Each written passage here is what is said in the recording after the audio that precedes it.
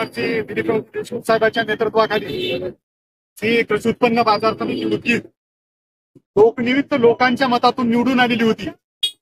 ही सत्तेच्या जीवावर स्थानिक नेतृत्वानी ईडीआर यांच्यावर प्रेशर आणून, स्थानिक मंत्र्यांना प्रेशर आणून सभापती आणि 4 संचालकांना अपात्र करण्याची कारवाई राज्य शासनाच्या आणि स्थानिक लोकप्रतिनिधींच्या दबावाखाली या ठिकाणी डीडीआर यांनी केली होती। त्याच्या विरोधामध्ये आम्ही सर्व उच्च न्यायालयामध्ये या ठिकाणी दाद मागितली। आज उच्च न्यायालयामध्ये त्या डीडीआरच्या निर्णयाला स्थगिती देण्याचं काम या ठिकाणी उच्च न्यायालयाने या ठिकाणी केलं।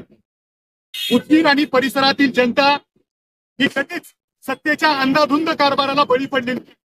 मी आपल्या माध्यमातून या ठिकाणी सांगू इच्छितो, लोकनियुक्त असलेली मार्केट कमिटी सर्वसामान्य माणूस आणि शेतकऱ्याची बांधीला बरखास्त करून कोणी येऊ पाहण्याचा जर प्रयत्न करत असेल तर डॉक्टर बाबासाहेब आंबेडकरांनी जो घटनेच्या माध्यमातून आम्हाला अधिकार दिलेला आहे, त्या अधिकाराच्या माध्यमातून त्याला रोखण्याचा प्रयत्न या ठिकाणी आम्ही करू।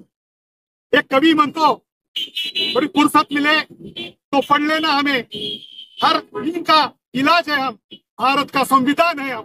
ही भूमिका या ठिकाणी आपली राहिलेली आहे। कायद्याच्या नियमानुसार कृषी उत्पन्न बाजार समितीमध्ये काही माणसं ठरलेली आहेत, प्रत्यक्ष कारस्थान करणे आणि कृषी उत्पन्न बाजार समितीची सत्ता संपादित करणे।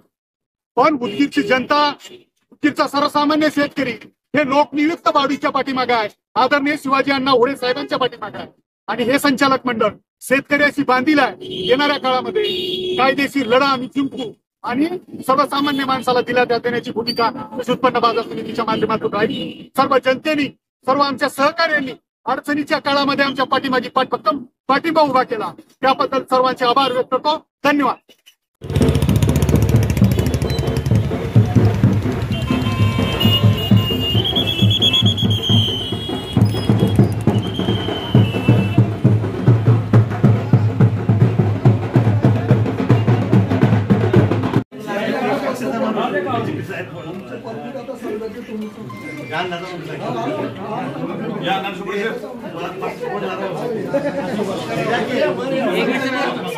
समोर थोडं माहिती